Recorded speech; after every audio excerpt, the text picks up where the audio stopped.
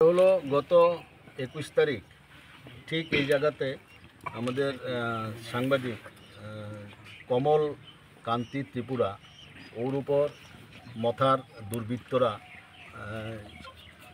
চূড়ান্তভাবে অ্যাটাক করেছে।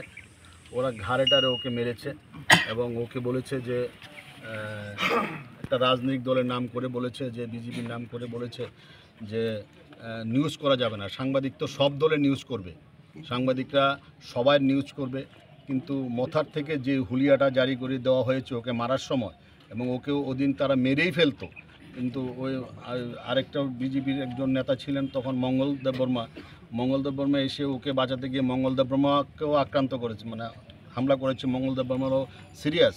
তো এটা তো আমরা কোনোভাবেই মানব না। আমরা জানি ত্রিপুরার একটা ইতিহাস আছে, এর আগেও সাংবাদিক মার্ডার হয়েছে এবং ট্রাইবেল বেল্টে একজন সাংবাদিক আমাদের শান্তনু ভৌমিকসি একইভাবে ওকে মার্ডার করা হয়েছে দিন দুপুরে। তো আমরা খুব উদ্বিগ্ন, কারণ সামনে এডিসি নির্বাচন। আজকে আমরা একটা এখানে রাস্তা অবরোধ করার এটাই আমাদের দাবি যে 21 তারিখ ঘটনা হয়েছে, এখনও অ্যারেস্ট করা হয়নি।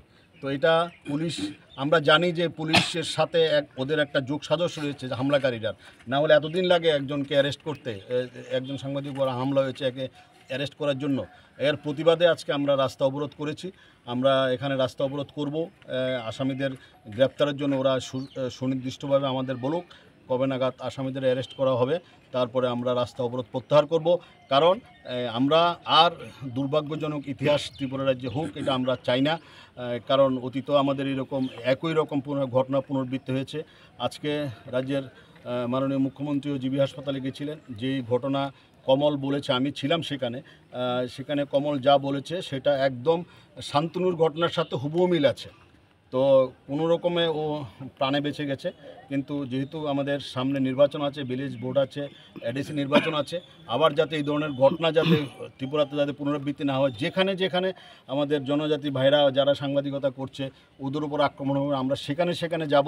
আমরা অতীতেও গেছি, ভবিষ্যতেও যাব, এবং কোথাও যদি কোনো আক্রমণ হয়, যেমন আমরা আজকে এসেছি, আমি প্রথম দিন বলেছিলাম যেখানে আক্রমণ হয়েছে সেখানে আমরা যাব। তো আমরা যেখানে আক্রমণ হয়েছে ওই আপনারা দেখতে পাচ্ছেন এই জায়গাতে আক্রমণ হয়েছে, আমরা এখানে এসেছি। এবং আমি তাদেরকে স্পষ্টভাবে বলে দিতে চাই, সব দলের নিউজ আমরা করব, কোনো দলের কারোর হুইপ আমরা মানব না। সব দলের নিউজ সাংবাদিকরা করবে, এবং অতীতেও করেছে, বর্তমানেও করবে, ফিউচারও করবে। কে কী হুইপ দিল আমাদের কিচ্ছু যায় আসে না।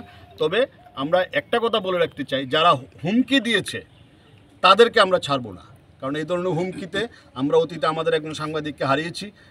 আমরা এই ধরনের হুমকি কোনোভাবেই মানব না। এর জন্যই আজকে আমরা পথ অবরোধ করছি।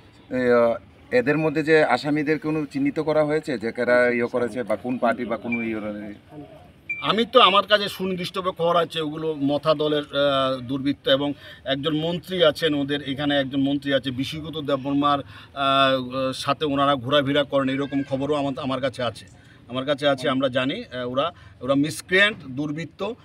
ওরা আমাদের সাংবাদিককে টার্গেট করেছে। সাংবাদিককে কেন ওরা টার্গেট করেছে? পুলিশ কেন ওদেরকে গ্রেপ্তার করছে না? এবং পুলিশেরও সাথে ওদের যোগাযোগ আছে কি না সেটা আমার সন্দেহ হচ্ছে। পুলিশ কেন অ্যারেস্ট করছে না ওদেরকে? স্যার, এই মোহনপুর মহকুমায় বিগত কয়েক মাসের মধ্যে একাধিক সাংবাদিক আক্রমণের ঘটনা ঘটেছে। এই বিষয়টাকে আপনারা কিভাবে দেখছেন? এটা আমি আপনাদের বলি যে মোহনপুর সাব ডিভিশনে ইদানিংকালে না, অতীতেও যদি দেখেন, এখানে একদম বাড়িও পোড়া হয়েছে, এক সাংবাদিকের বাড়িঘর জ্বালিয়ে দেওয়া হয়েছিল। সেদিনও সকালবেলা আমি এসেছিলাম। মোহনপুরে অনেকগুলো ঘটনা ঘটছে। তো এটা একটা মিশ্র জনবসতি এলাকা মোহনপুর। তো এখানে সাংবাদিকরা স্বাধীনভাবে কাজ করতে পারবে না, পরপর অ্যাটাক হবে, এটা আমরা কোনোভাবেই মানব না। এটা এই জন্যই আমরা এসেছি, যাতে আমাদের যারা স্থানীয় ভাই বোনেরা আছে, সাংবাদিকরা আছে, ওরা যাতে কোনোভাবেই ভীতু হয়ে না পড়ে, ওদের মনোবল যাতে তুঙ্গে থাকে, ওরা যাতে ভাবে যে আমাদের উপর আক্রমণ করলে আমরা আছি, সবাই একসাথে আছি। এই বার্তা দেওয়ার জন্য, আসামিদের গ্রেপ্তার করার জন্যই আজকে এই পথ অবরোধ।